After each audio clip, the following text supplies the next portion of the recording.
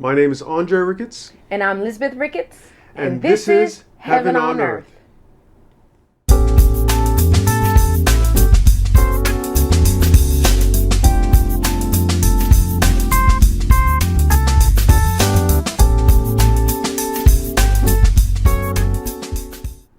Hello, everybody. This is a special episode.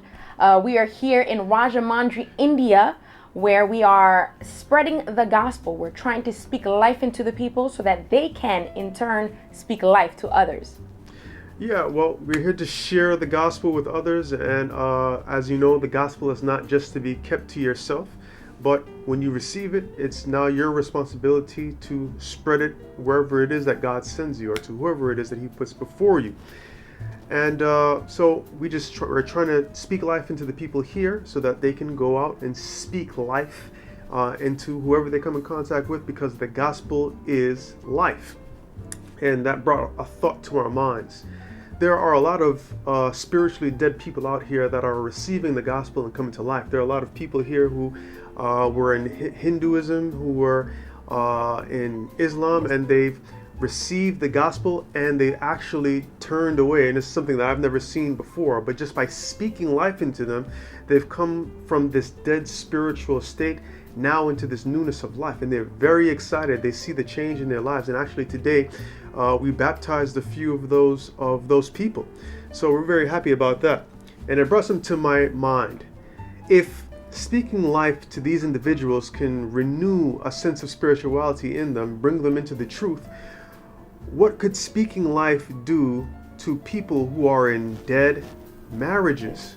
There are a lot of individuals who are in dead marriages, and they think that there's nothing that it is that they can do about it. And the verse comes to mind: we can do anything through Jesus Christ who strengthens us. And as Jesus Christ spoke, Jesus Christ is the Word, as the Word was spoken and the world was created, then why can't the Word be spoken into your marriage and your marriage be recreated? So we're going to talk a little bit about that today. Now, there's a verse that always comes to mind when we're dealing with marriage and the family even. And that verse is, life and death is in the power of the tongue. And you can speak life into your marriage and your family, into your husband, your wife, your children, or you can speak death into your family, or your husband, your wife, or your children.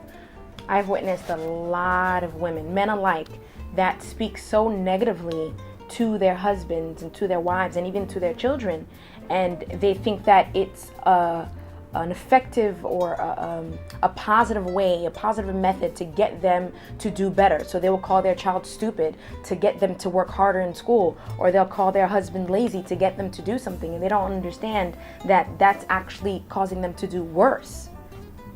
Well, with that being said, let's talk a little bit more about that. And also, try not to focus so much on your spouse's and your children's faults, because we spend so much time thinking of the ugly things and the intolerable things that we can't deal with.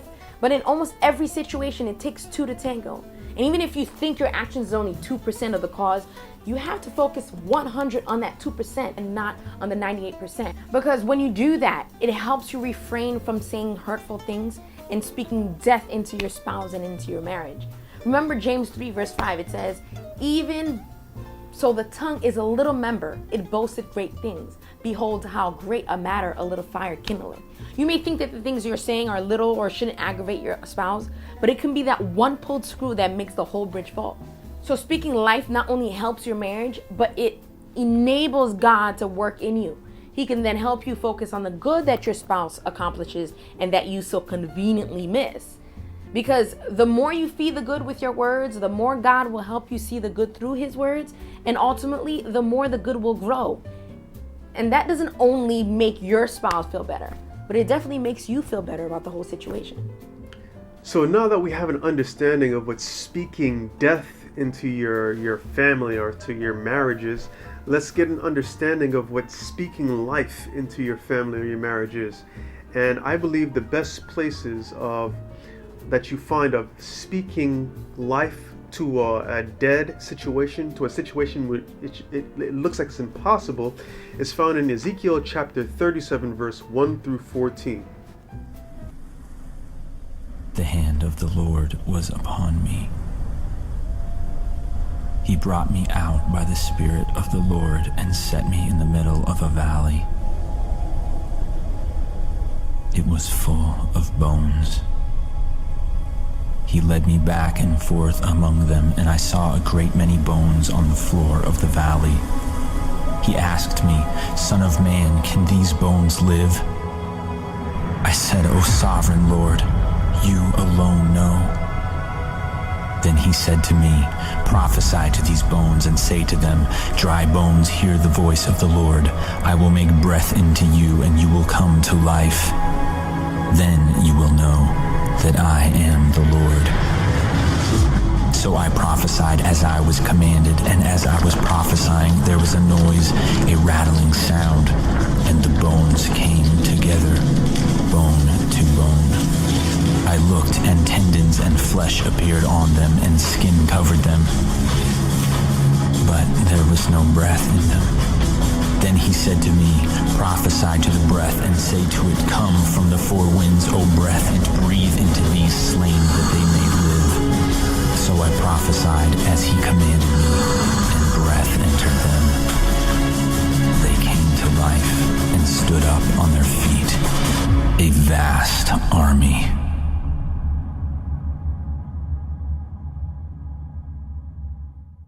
So what you see here is Ezekiel is in a vision, and he sees a valley of just bones, dead people. He sees a dead situation, and it disheartens him, and he doesn't see any way of coming back from what it is that he sees, and that just grieves him. But when we think with the mind of men, when we're looking at dead situations, we're not seeing it through the eyes of God, as anything is possible with God. Now, God speaks to Ezekiel and says, "Prophesy to the bones. Speak my words to these bones, and I will bring them back to life. Prophesy to these bones my words, and I will bring them back to life."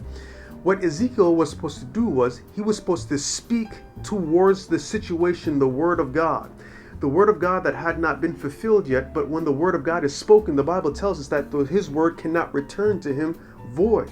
So he didn't say, "Oh bones, you're dead. Oh bones, you're dry and decrepit."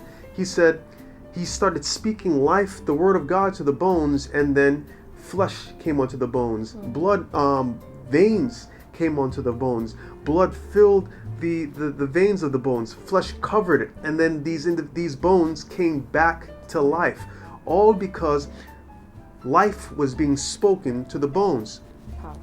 So when you see your spouse doing something that they're not supposed to do, instead of speaking negatively to them, speak positive words to them, and those positive words, those words of affirmation, will cause them to want to change. Something that my wife and I were practicing when we have worship in the morning, I would read Proverbs 31. In the portion of the Proverbs 31 woman, I would replace all the places where it says the woman or the wife and put Lisbeth. And I would just read that to her, and I'd read that to her every single morning, speaking life into her. And she had her scriptures about a godly man, and she would speak those to me every single morning. And it does something to you. It fills you up. It causes you to have a desire to want to do good, because again, the word of God cannot return to him void. That's a promise that it is that we can claim. And whenever Satan appears, if you speak the word to him, he has to flee. Just what Jesus Christ did with the 3 temptations that it is that he faced.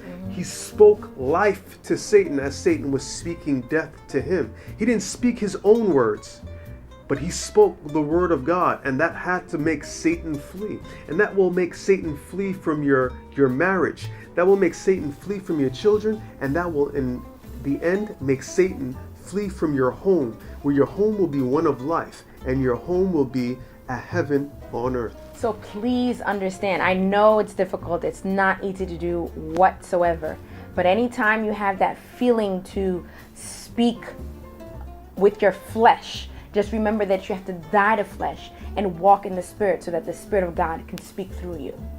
Allow the Spirit of God to speak the words of life through you. And for that to happen, you need to study and find the promises of God. You need to study and find what words you can use in certain situations. If your spouse or your children are doing certain things, go through the Bible and find the affirming words of God that you can speak to them, which will fill them and change their character. Because how can a young man cleanse his ways? Only but by the word of God. And a young man or a young woman or old man or an old woman. So we hope that you are blessed. And remember, Heaven on earth is a decision.